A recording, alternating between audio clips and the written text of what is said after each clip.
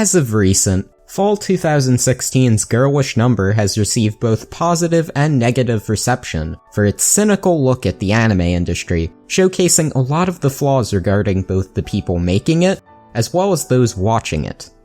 One criticism in particular that I've been hearing recently is regarding the visual aesthetic of the series.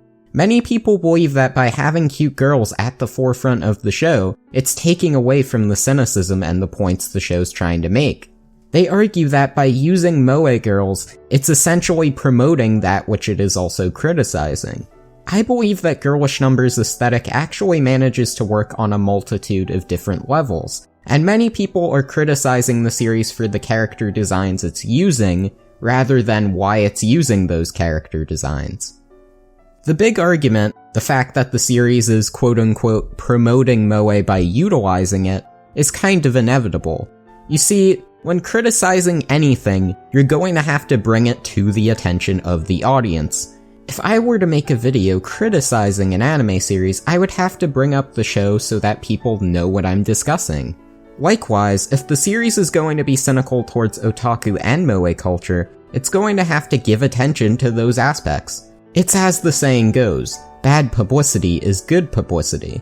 So even if the series were to not capture the moe aesthetic, it would still be promoting it, even if that promotion is negative, due to the fact that they are criticizing it.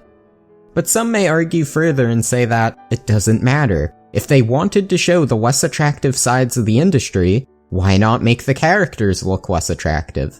Why not they carry very plain designs, or even further, look like they came straight out of Canon 2002?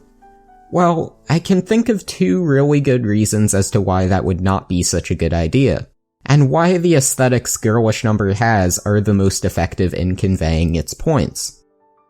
Firstly, it has to be convincing to its viewers.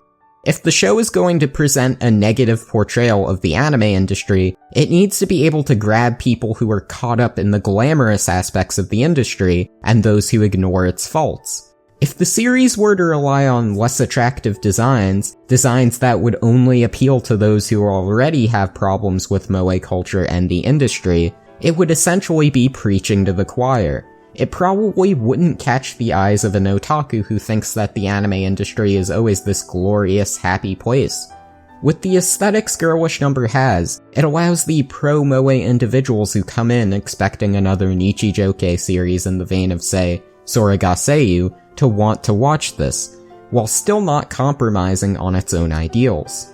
The series in of itself isn't trying to entirely turn people off from the anime industry, and it's not anti-anime, but it's also attempting to provide balance to the multitude of different anime that have come out recently in which it shows the industry in a more positive light. And what better audience to target the show to than those who maybe might not know about what goes on behind the scenes, but is also infatuated with the type of shows that Girlish Number criticizes.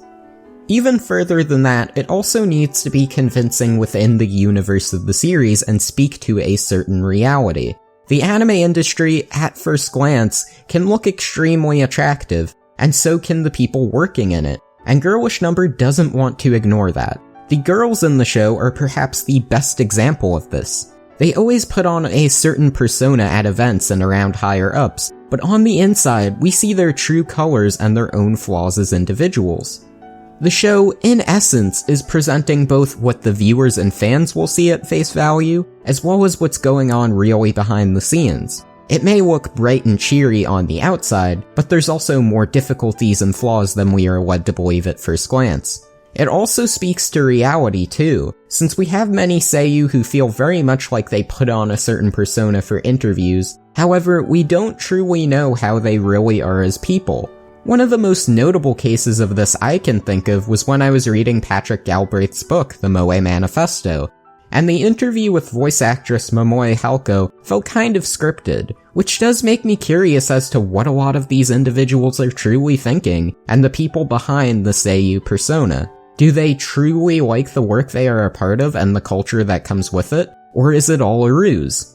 Girlish Number attempts to provide less idealist answers than its contemporaries to those questions, and I truly believe that its visuals aid in making the cynical nature of the show more effective.